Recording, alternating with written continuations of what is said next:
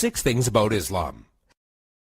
In the words of Swiss journalist and author Dr. Roger de Pasquet, the West, whether Christian or de-Christianized, has never really known Islam. Ever since they watched it appear on the world stage, Christians never ceased to insult and slander it in order to find justification for waging war on it. It has been subjected to grotesque distortions, the traces of which still injure the European mind. Even today, there are many Westerners from whom Islam can be reduced to 3 ideas: fanaticism, fatalism, and polygamy. Of course, there does exist a more cultivated public whose ideas about Islam are less deformed. There are still precious few who know that the word Islam signifies nothing other than submission to God.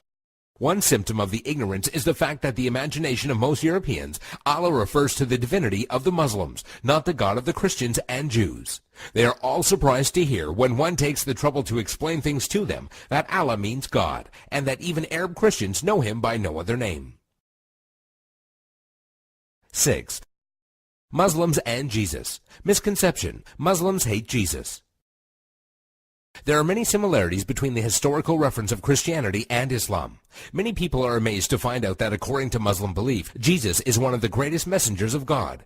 One cannot be a Muslim without believing the virgin birth and the many miracles of Jesus Christ. Jesus is also mentioned in many verses of the Quran and is often used as an example of good virtue and character. However, the main difference between Christianity and Islam is that the Muslims do not believe that Jesus was God. 5.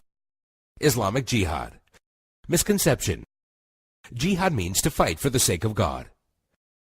The true Arabic meaning of the word jihad is struggle. However, in Islam, it is often used to describe the striving in the way of God. There are many forms of jihad, but most important ones are jihad al-nafs, jihad against oneself; jihad bil-lisan, jihad by being vocal; jihad bil-yad, jihad by using action; and jihad bis-sayf, jihad by using the sword. Each jihad is ranked differently, and it was reported that Muhammad returned from a battle and said, "We have returned from the lesser jihad, going into battle, to the greater jihad, the struggle of the soul."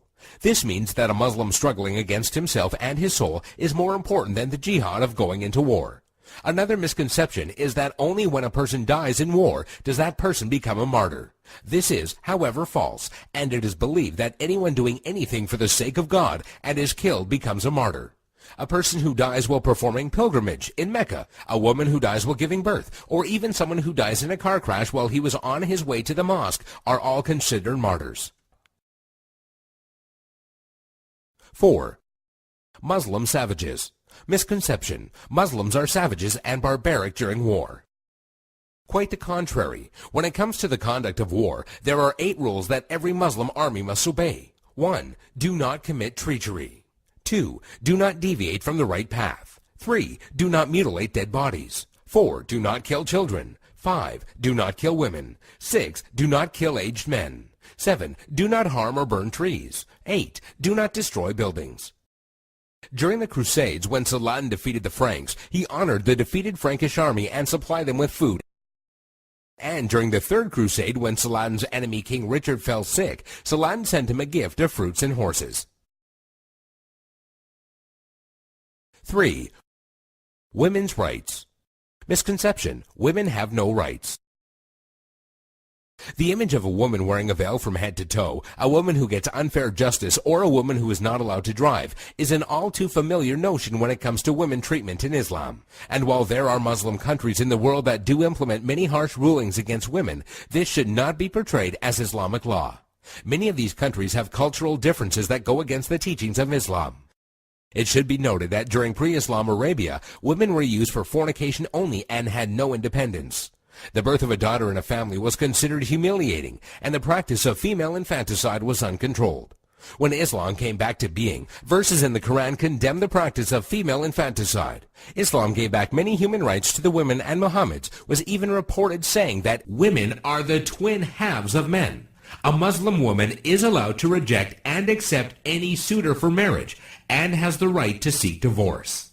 There is nothing in Islam that forbids a Muslim woman from exiting her house and is allowed to drive.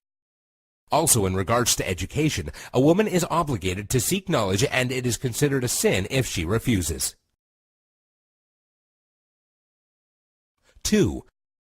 By the sword. Misconception: Islam was spread by the sword.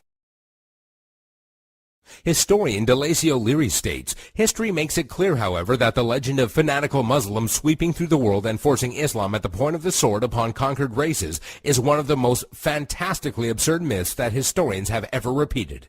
There is no record in history that shows people forced by sword point to convert to Islam. When Islam spread through countries, they would set up private churches and synagogues for the non-Muslims they were governing, and because of the good treatment they had received, they themselves would convert. If one considers the small number of Muslims who initially spread Islam to the West, all the way from Spain and Morocco into the East from India and China, one would realize that such a small group of people could not force others to be members of a religion against their will. It is also interesting to note that when the Mongols invaded and conquered large portions of the Islamic Empire, instead of destroying the religion, they adopted it.